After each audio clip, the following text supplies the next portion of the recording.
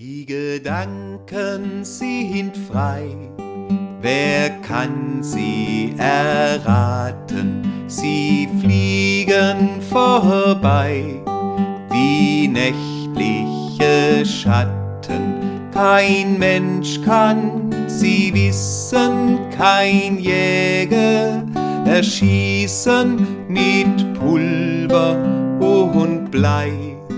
Die Gedanken sind frei.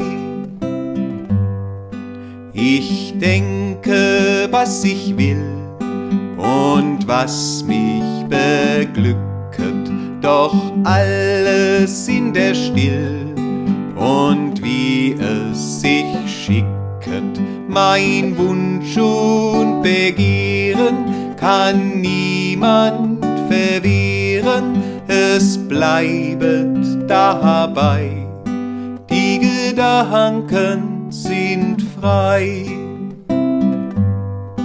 Und sperrt man mich ein im finsteren Kerker, das alles sind rein vergebliche Werke, denn meine Gedanken zerreißen die Schranken und Mauern entzwei. Die Gedanken sind frei.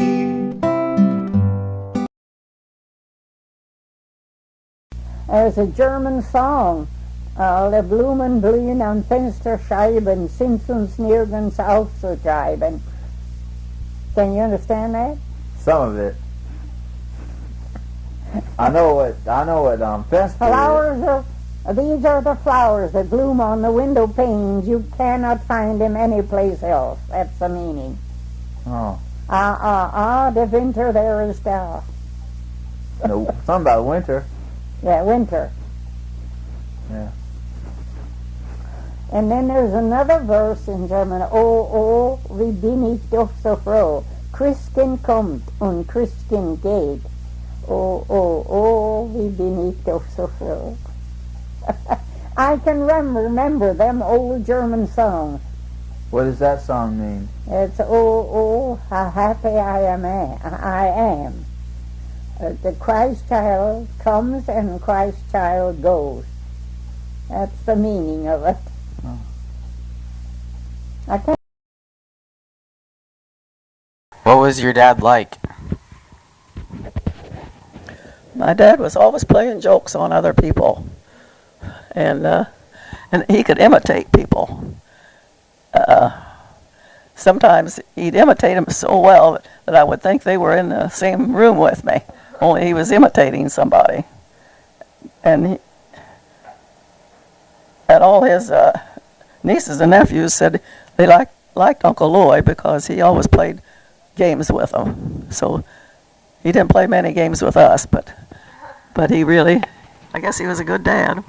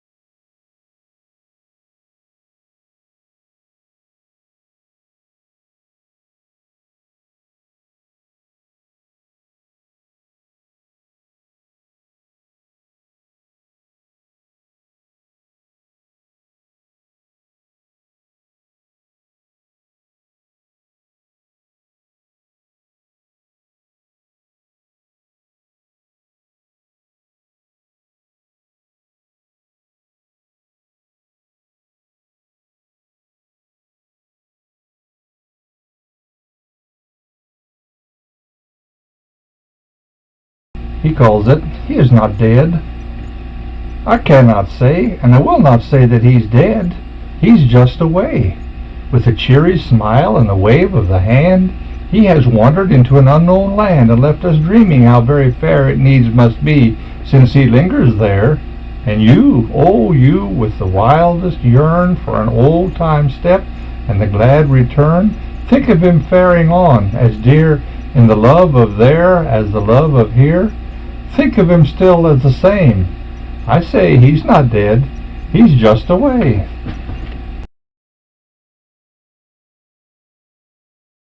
What was the last thing you got from your dad before he died?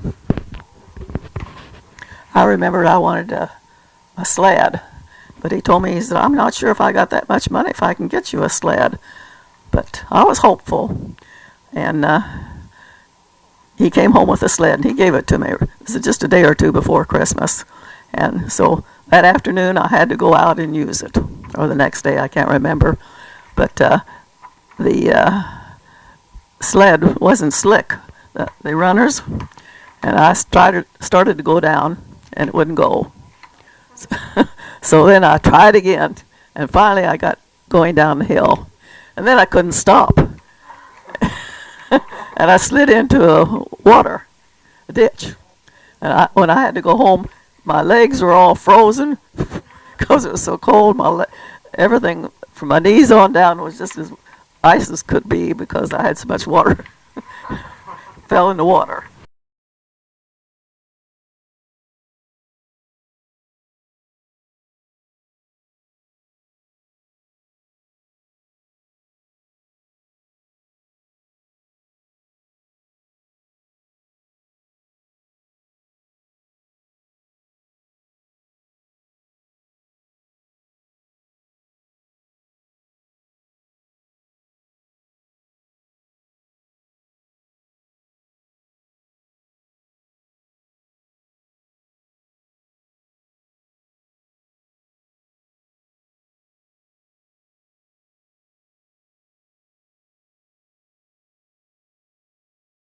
Did your brothers tease you as much as Kevin teases me?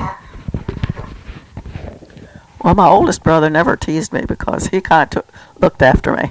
And my mother used to tell me that I had to wear dark black stockings the first year or two when I went to school. And he finally told my mother, he said, you have to get those black stockings off of her legs. They look terrible. So I didn't have to wear black stockings anymore.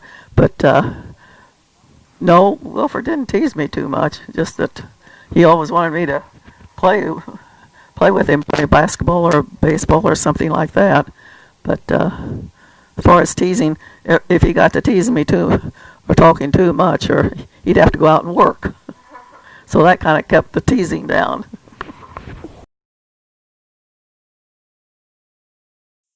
Love isn't something that we invented. It's observable, powerful.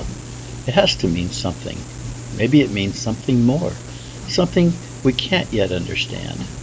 Maybe it's some evidence, some artifact of a higher dimension that we can't place in a mathematical equation.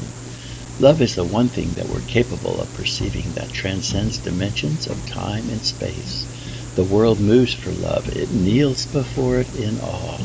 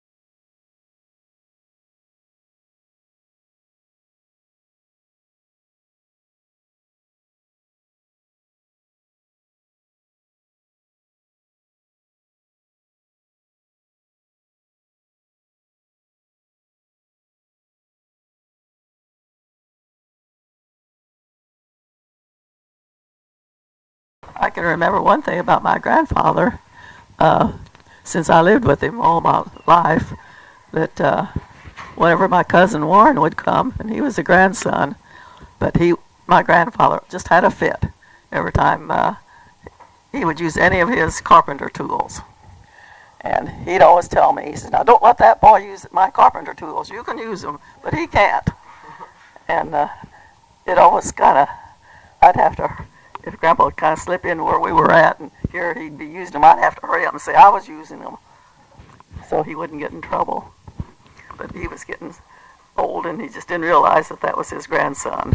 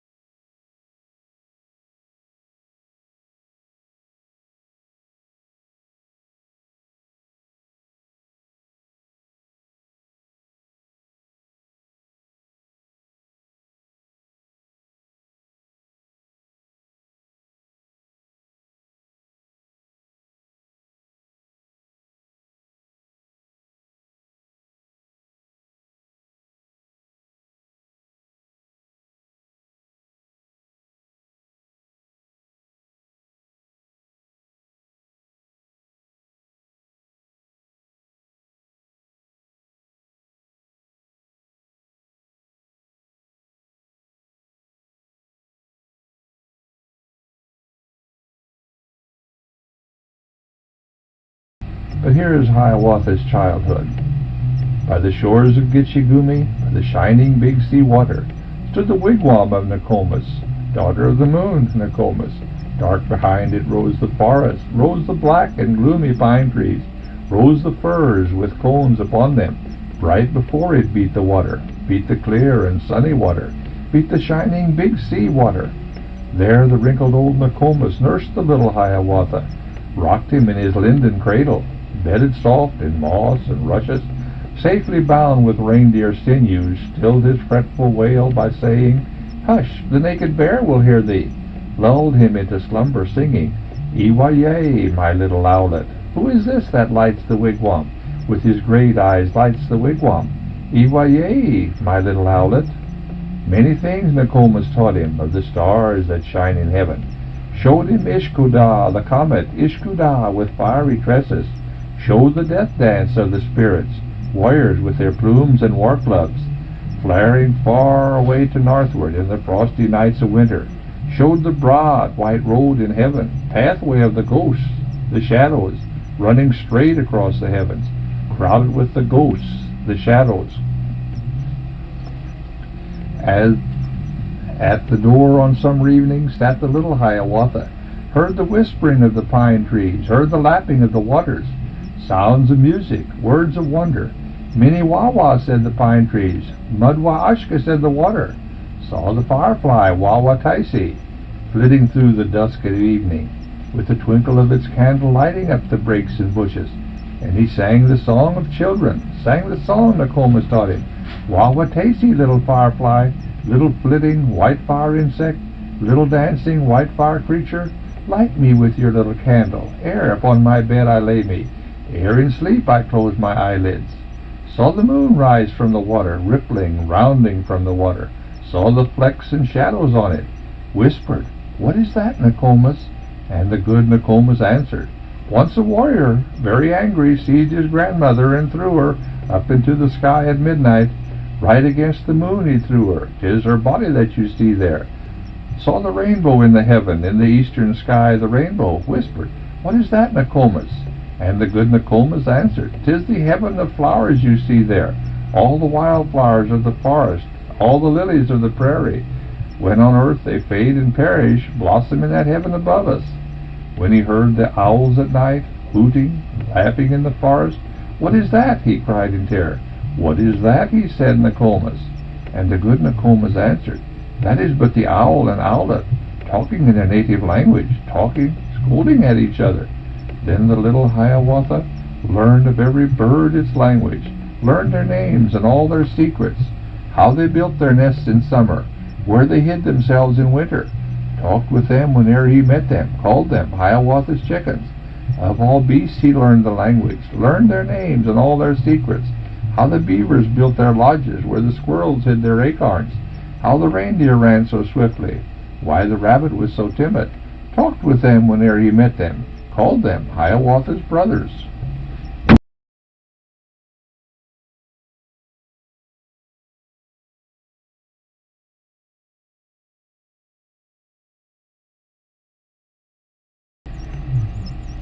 It goes something like this.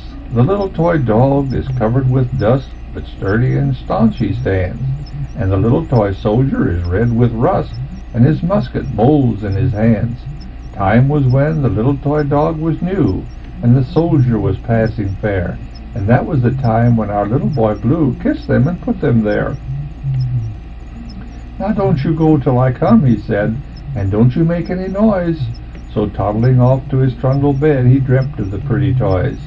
And as he was dreaming, an angel song awakened our little boy Blue. Oh, the years are many, the years are long, but the little toy friends are true. Aye, faithful to little boy Blue they stand, each in the same old place, awaiting the touch of a little hand, the smile of a little face.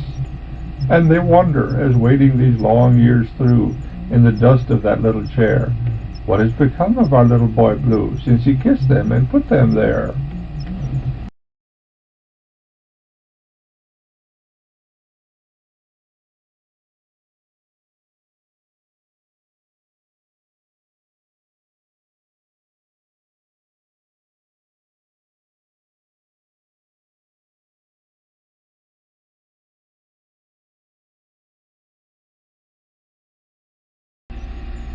Frank L. Stanton is another poet that lived during the latter half of the 19th century.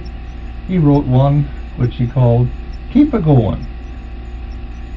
If you strike a thorn or rose, keep a-goin'. If it hails or if it snows, keep a-goin'. 'Tain't no use to sit and whine when the fish ain't on your line. Bait your hook and keep a-tryin', keep a-goin'. When the weather kills your crop, keep a-goin'. Though 'tis work to reach the top, keep a-goin'. Suppose you're out of every dime, getting broke ain't any crime. Tell the world you're feeling prime, keep a-goin'. When it looks like all is up, keep a-goin'. Drain the sweetness from the cup, keep a-goin'. See the wild birds on the wing, hear the bells that sweetly ring. When you feel like sighing, sing, keep a-goin'.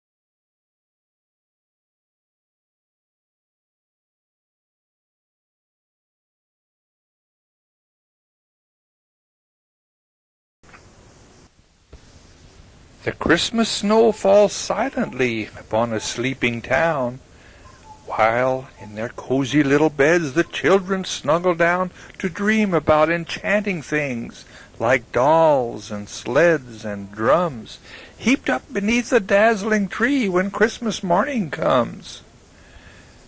They dream of sleigh bells jingling above the snow-clad roofs, and of exciting muffled sounds of prancing reindeer hoofs, of jolly pink-cheeked Santa in his suit of red and white, who tiptoes quietly about each before Christmas night.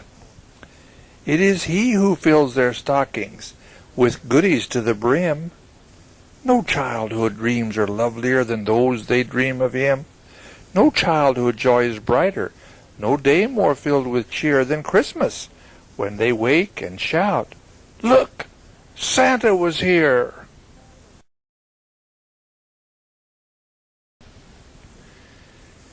In Santa's land there lives an elf. His name is Lollipop, and I am sure you guessed he works in Santa's candy shop. He always wears a striped suit of white and brilliant red, and a candy-striped perky cap crowns his little head. His job is one that's truly fun, for he tastes every sweet. To be sure, it is quite special, the kind you'll call a treat. He likes to help the kitchen elves stir merrily away at kettles that contain the sweets you find on Christmas Day.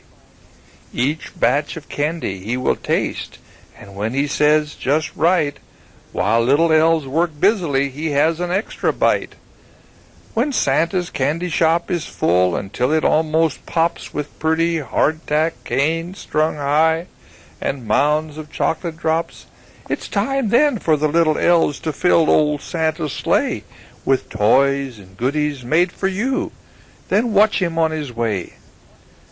Santa rode through a sky of blue, his reindeer prancing high, when he heard a sound behind him, quite like a happy sigh. In the bag of sweets and goodies, in fact, right on the top, sat an elf, and you guessed it, he was little Lollipop. But Santa chuckled merrily. He looked so funny there, and he was glad he came along. They made a jolly pair. He worked so hard that ever since this little stowaway has gone with Santa on Christmas Eve in Santa's magic sleigh,